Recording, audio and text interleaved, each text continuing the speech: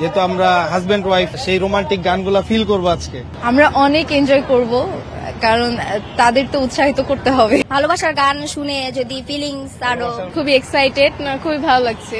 ওর সাথে টাইম কাটাতে পারবো, এটা ভেবে খুব ভালো লাগছে। আজকে কোনো বাংলাদেশি সিঙ্গারের গান শুনতে আসেনি, মেইনলি ওনার জন্যই আসছি। বাসা থেকে না বলেই চলে আসছি। সেই ঋণ কখনো শোধ করবার নয়। সেনাবাহিনী, পুলিশ এবং আমরাও তাদের সাথে সহযোগিতা করতেছি। রাহাত ফাতে আলী খান, উনি বিশ্বসেরা একজন সঙ্গীত শিল্পী।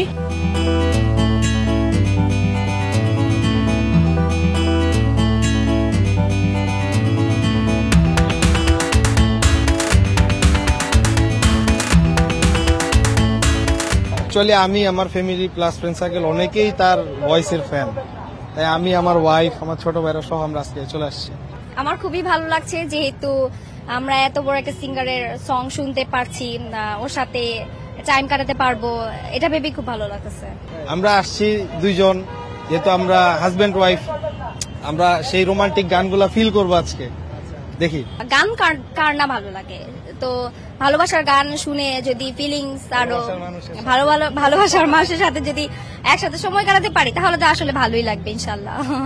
জুলাইয়ে আমরা যে দেশকে দ্বিতীয়বার স্বাধীন করতে পেরেছি, দেশের জন্য যারা প্রাণ দিয়েছে এবং আহত হয়েছে, তাদের জন্য আমরা যতই করি না কেন, আমার মনে হয় যে সেই ঋণ কখনো শোধ করবার নয়। তারপরেও ছাত্ররা উদ্যোগ নিয়ে এবং নিজেদের একটা তাগিদে এই কনসার্টটার আয়োজন করেছে, একজন আন্তর্জাতিক শিল্পীকে এনেছেন এবং তিনি বিনা পারিশ্রমিকে এই কনসার্টে নিজে পারফর্ম করার জন্য রাজি হয়েছেন, নিজে থেকে উৎসাহ দিয়েছেন। এটা আমার কাছে অনেক বেশি চেতনার এবং অনেক বেশি অনুপ্রেরণার। এখনো পর্যন্ত ভালো দেখছি। এর আগের বার আতিফ আসলামের কনসার্টেও এসেছিলাম, তখনও আমি মোটামুটি আগে এসেছিলাম, মানে 2টার দিকে গেট খোলার কথা ছিল, 2টার দিকে এসেছিলাম, ঠিক সময় মতো ঢুকতে পেরে আমি মোটামুটি সবকিছু নিরাপদই পেয়েছি। কিন্তু আমি শুনেছি এবং দেখেছি নিউজে যে পরে যারা ঢুকতে চেষ্টা করেছেন এবং একটু যারা দেরি করে এসেছিল, তারা কিছুটা হয়রানির শিকার হয়েছে, কিন্তু এখনো পর্যন্ত আমি এখানে সিকিউরিটি খুব ভালো পাচ্ছি। অনেক ভালো লাগতেছে। রাহাত ফাতে আলী খান আমাদের অনেক ফেভারিট একজন সিঙ্গার, তো ওনার গান শুনতে আসছি, ভালো। আজকে কোনো বাংলাদেশি সিঙ্গারের গান শুনতে আসেনি, মেইনলি ওনার জন্যই আসছি। ইন্টারেস্টেড না ওদের নিয়ে, বিকজ উনি স্পেশাল। রাহাত ফাতে আলী খানের জন্যই আসছে মেইনলি। দুজনেরই ফেভারিট সিঙ্গার হচ্ছে রাহাত ফাতে আলী খান। আমরা একদম রাত পর্যন্ত থাকবো, যতক্ষণ হচ্ছে কনসার্ট চলবে, তো এনজয় হবে আজকে। ফার্স্ট টাইম এক্সপিরিয়েন্স কনসার্টে, তো সেই ক্ষেত্রে আসলে খুবই এক্সাইটেড, খুবই ভালো লাগছে। হ্যাঁ, অবশ্যই শোনা হয়, আমার ফেভারিট সিঙ্গার, সবসময় শোনা হয়। না, বাসা থেকে বলা হয়নি, বাসা থেকে না বলেই চলে আসছি, অ্যালাউ করতো না, দ্যাটস ওয়াই। অনেক ভালো লাগছে, কজ তার মতো সিঙ্গার আমাদের এখানে এসে পেমেন্ট ছাড়া যে পারফর্ম করবে, এটা আমাদের জন্য তো বিশাল। আরো যার জন্য করছে, আমাদের যে আন্দোলনটা আমরা করছি জুলাইয়ের, তো এখানে যারা আহত নিহত হয়েছে, তো তাদেরকে সে দেওয়ার জন্য কনসার্টটা মেইনলি করতেছে, তো এটার জন্য আরো বেশি ভালো লাগছে। আমরা অনেক এনজয় করব, কারণ তাদের তো উৎসাহিত করতে হবে অবভিয়াসলি আমাদেরকে, তো আমরা এনজয় করব। না, কোনো প্রবলেম ফেস করি নাই, মাশাআল্লাহ অনেক ভালোভাবে আমরা টিকিট পেয়েছি। কনসার্ট দেখতে আসলাম, ভালো লাগছে এই কারণে, ওয়েল অর্গানাইজড, সবাইকে সুন্দরভাবে যেভাবে সাদর আমন্ত্রণ এবং সবাই সম্মানিত। হাঁটার কথাটা খুব চমৎকার করে বলা হচ্ছে, যদি আমরা ইউজ টু হাঁটার জন্য চমৎকার। রাহাত ফাতে আলী খান, উনি বিশ্বসেরা একজন সঙ্গীত শিল্পী, বিভিন্ন রকমের উনি গান সবসময় উনি গেয়ে থাকেন, সর্বপ্রকারের, যেটা হচ্ছে কাওয়ালি দিয়ে শুরু।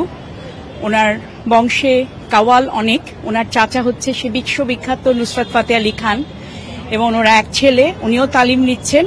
জন্ম ওনার 74 সালে, যতটুকু জানি 97-এ ওনার হাতে খড়ি, এবং উনি পাবলিকলি প্রথমে উনি উপস্থাপন করেন।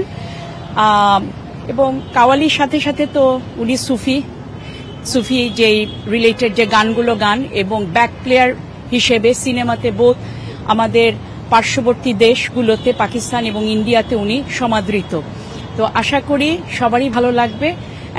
একজন সঙ্গীত অনুরাগী হিসেবে আমি জানি না আজকে কেমন লাগবে, বাস্তবতা আমরা দেখবো আর কি। আমরা জানি যে যদি এখানটাতে জ্যামজট হয় বা অপরিকল্পিত ভাবে যদি কেউ গাড়ি পার্কিং করে, তাহলে তো জ্যামজটটা সৃষ্টি হবে, সেটা যাতে না হয় সেই জন্য আমরা কয়েকজন সিরিয়াল ওয়াইজ দাঁড়ায় গেছি বিভিন্ন জায়গায়। আপনার কুড়িল বিশ্ব রোড থেকে একদম কাকলি পর্যন্ত আমরা আছি এবং পুলিশের সার্বিক সহযোগিতায় আমরা আছি এবং এইখানটাতে যাতে কোনো বিশৃঙ্খলা সৃষ্টি না হয়, ফিমেলরা যাতে শৃঙ্খলাভাবে ঢুকতে পারে, তাদের যাতে কোনো হ্যারাসমেন্ট না হয়, সেজন্য আমরা এইখানটাতে দায়িত্ব পালন করতেছি। আমাদের 140 জনের মতো আমাদের ডাকা হয়েছিল, আমরা ওই কয়েকজনই আছি এবং বিভিন্ন পয়েন্টে তারা দায়িত্বরত আছে। এখনো তো এরকম ভাবে কিছু শুরু হয় নাই, তবে প্রস্তুতি দেখে মনে হচ্ছে যে আসলেই খুব জোরদার নিরাপত্তা হচ্ছে, যেহেতু এর আগে একটা অকারেন্স ঘটে গেছে আতিফ আসলামের কনসার্টে। তো আমরা আশা করতেছি সেই ঘটনার পুনরাবৃত্তি হবে না। সেনাবাহিনী, পুলিশ এবং আমরাও তাদের সাথে সহযোগিতা করতেছি এবং ভলান্টিয়ার ভাইরাও আছে।